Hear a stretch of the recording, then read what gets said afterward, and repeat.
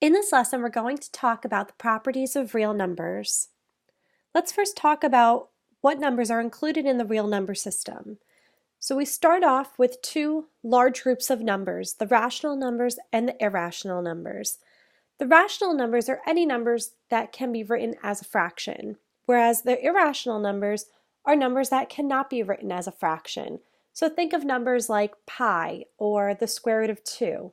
Within the rational numbers, there are other types of numbers. We have integers, which is our positive and negative numbers, our whole numbers, which are the numbers 0, 1, 2, 3, 4, and so on, and then the natural numbers, which is our counting numbers.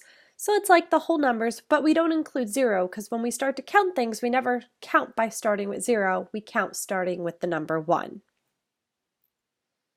Now that we have a handle on what are the real numbers, let's talk about the different properties.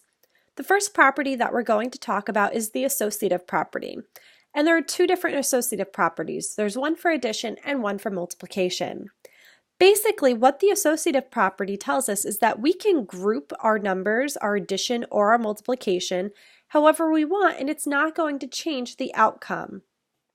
So if we look at the addition here, I can add A and B first, then add C.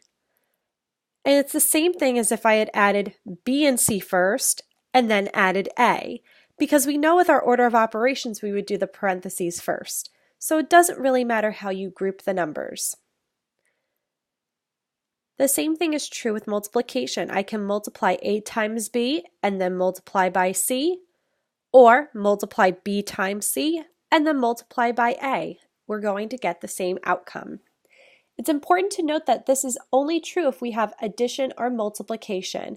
It's not true if I have subtraction or division. How we group numbers and how we order our operations matter when we're talking specifically about subtraction and division. Let's look at two examples here so we can kind of prove that the associative property is true for addition and multiplication. Here I have 1 plus 2, which is 3. Plus 3 is 6. On the right-hand side, I have 2 plus 3, which is 5, plus 1, which is 6. So that works. Here I have a multiplication example. I have 1 times 2, which is 2, times 3, which is 6. That's the same thing if I have 1 times 2 times 3, which is also 6.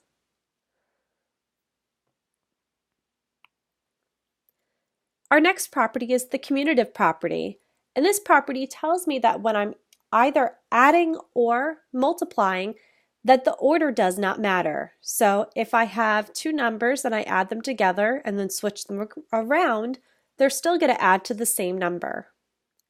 Same thing is true with multiplication. So 4 plus 5 is 9, and that's the same as 5 plus 4. 4 times 5 is 20, which is the same as 5 times 4. So that checks out. Think of the commutative property as my order. We can commute our numbers, move them around, and it does not change when we're talking about addition and multiplication. Our next property, which most of you should be familiar with, is the distributive property. So if I have A multiplying by B plus C, and this could also be a B minus C, so I'm going to put a little minus sign underneath there, because it doesn't matter if it's addition or multiplication inside these parentheses here.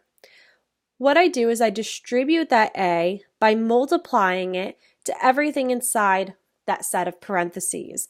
So I have A times B plus A times C, or A times B minus A times C, if I had A times B minus C. And we could have more than two things in here. We could have a whole string of numbers and variables. It does not change what the distributive property tells me. I take whatever's outside here, I multiply it by everything inside the parentheses. So in this example, I have 6 times 7 plus 8 is equal to 6 times 7 plus 6 times 8. So let's make sure that the distributive property works. So I'm going to do the parentheses first. 7 plus 8 is 15. 6 times 15 is 90. 6 times 7 is 42. 6 times 8 is 48. And that also equals 90. So that checks. Our next property is our identity. So whatever I have a number or a variable and I add 0 to it, I should get that number back. That's why it's an identity. We get the same number back. Same thing is true with multiplication. The multiplicative identity is 1 because if I multiply 1 times any number or any variable, I'm going to get that variable back. Our last property is the inverse property.